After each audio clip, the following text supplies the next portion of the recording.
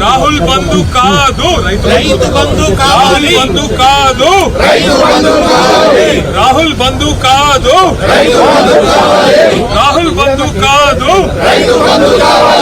రైతులకు వెన్నుపోట్ల, రైతులకు వెన్నుపోట్ల, రైతులకు వెన్నుపోట్ల, రాహుల్ బంధు కాదు, రాహుల్ బంధు కాదు, రాహుల్ బంధు కాదు, రైతులకు వెన్నుపోట్ల, రైతులకు వెన్నుపోట్ల, రైతులకు వెన్నుపోట్ల, జై తెలంగాణ.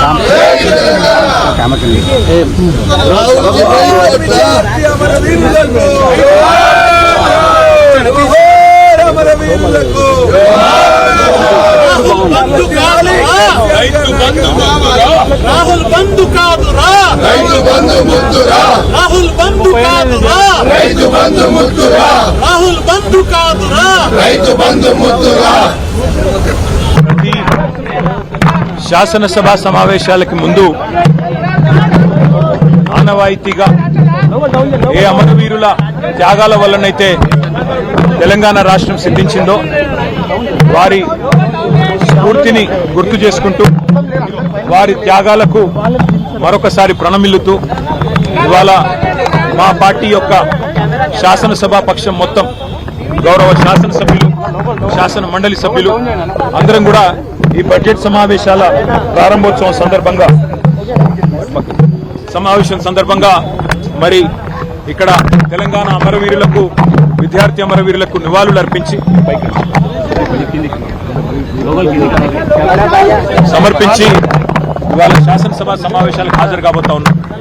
వాస్తవం ఏంటి అంటే ఈరోజు ఈ రాష్ట్రంలో పరిస్థితి 100 రోజుల్లో 6 గ్యారంటీలు అమలు చేస్తామని, అందులో ముఖ్యంగా రాహుల్ గాంధీ గారు మేము రాష్ట్ర ప్రభుత్వంలోకి వచ్చిన మరుక్షణమే మొదటి కేబినెట్ లోనే మరి 6 గ్యారంటీలకు చట్టబద్ధత కల్పిస్తామని చెప్పి ఇప్పటికీ 2.5 సంవత్సరాలు గడిచినా ఇంతవరకు చట్టబద్ధత కల్పించలేని మాట వాస్తవం.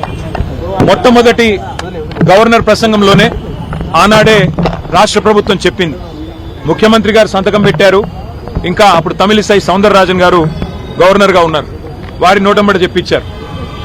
రాష్ట్ర ప్రభుత్వం వెంటనే చట్టబద్ధత కల్పిస్తుందని చెప్పి వారు ఆనాడు చెప్పినప్పటికీ ఇప్పటికి 2.5 సంవత్సరాలు, ఇది 3వ గవర్నర్ ప్రసంగం, ఇంతవరకు 6 గ్యారంటీలకు చట్టబద్ధత లేదు.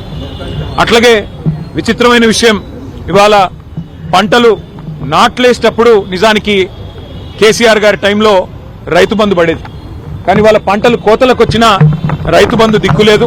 ఇంతవరకు రాష్ట్ర ప్రభుత్వం నుంచి ఒక స్పష్టత, ఒక సమాధానం లేదు.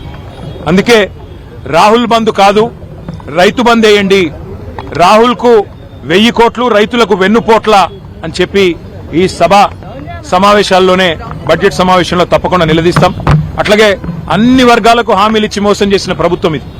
బలహీన వర్గాలకు 1,00,000 కోట్ల బడ్జెట్ అన్నారు 5 ఏళ్లలో, మరి 2 బడ్జెట్లు అయిపోయినాయి, ఇది 3వ బడ్జెట్. ఈ పాటికి 60,000 కోట్లు పెట్టి ఉండాలి, మరి ఇంతవరకు దాని మీద కూడా స్పష్టత లేదు. అట్లాగే ఎస్సీ ఎస్టీలకు అంబేద్కర్ అభయహస్తం ప్రవేశపెడతామన్నారు, మరి 12 లక్షలు ఇస్తామన్నారు దళిత బంధు స్థానంలో, ఇంతవరకు అతిగతి లేదు. 2 లక్షల ఉద్యోగాల ఊసు లేదు, ఇంతవరకు 10,000 ఉద్యోగాలు ఇచ్చిన పరిస్థితి లేదు. అట్లాగే ఇక 6 గ్యారంటీలకైతే మంగళం బాడినట్టే కనబడుతున్నది. మరి మహిళలు ఎదురు చూస్తున్నారు రాష్ట్ర వ్యాప్తంగా, 2,500 100 రోజుల్లో ఇస్తామన్నారు, ఎప్పటి నుంచి ఇస్తారని. ముసలి వాళ్ళు ఎదురు చూస్తున్నారు, పెద్ద మనుషులు 4,000 పెన్షన్లు ఎప్పటి నుంచి వస్తాయని. రైతులు రైతు భరోసా కోసం, రైతు బంధు కోసం ఎదురు చూస్తా ఉన్నారు. రైతు కూలీలు నెలకిస్తానన్న 1,000 రూపాయల కోసం ఎదురు చూస్తా ఉన్నారు. ఆటో అన్నలు ఎదురు చూస్తా ఉన్నారు 1,000 రూపాయల కోసం. ఈ అన్ని విషయాల్లో ముఖ్యంగా తెలంగాణ విద్యార్థులు 10,000 కోట్లు ఫీజు రీయింబర్స్మెంట్ బకాయిలు ఏదైతే గవర్నమెంట్ చెల్లించాలో వాటి విషయంలో కూడా మొత్తం విద్యార్థులు, వారి తల్లిదండ్రులు ఎదురు చూస్తా ఉన్నారు. ఈ అన్ని విషయాల్లో జాబ్ క్యాలెండర్ అన్నారు, ఇంతవరకు ఆ క్యాలెండర్ లో మరి ఉత్త క్యాలెండర్ ఉంది తప్ప జాబ్లు అయితే కనబడతలేవు. ఈ అన్ని విషయాల్లో తప్పకుండా ప్రభుత్వాన్ని శాసనసభ సమావేశాల్లో నిలదీస్తాం, నిగదీస్తాం. ఎక్కడ పోతున్నాయి డబ్బులని అడుగుతాం. మరి కేసీఆర్ గారు కట్టిన ఇల్లు పెట్టిన పోయినట్టు మీకు బ్రహ్మాండమైన వడ్డిచ్చిన విస్తర్ లాంటి రాష్ట్రాన్ని మీకు అప్పచెప్తే ఇలా మీరు ఏం చేస్తున్నారు? ఆర్థిక అరాచకం చేస్తా ఉన్నారన్న విషయాన్ని కూడా వారిని నిలదీస్తాం. రిటైర్డ్ ఎంప్లాయీస్ కనీసం బెనిఫిట్స్ ఇవ్వలేని దుస్థితిలో ఈ రాష్ట్ర ప్రభుత్వం ఇవాళ రాష్ట్రం ఉన్నది అంటే దానికి కారణం ఖచ్చితంగా ఫైనాన్షియల్ మిస్మేనేజ్మెంట్.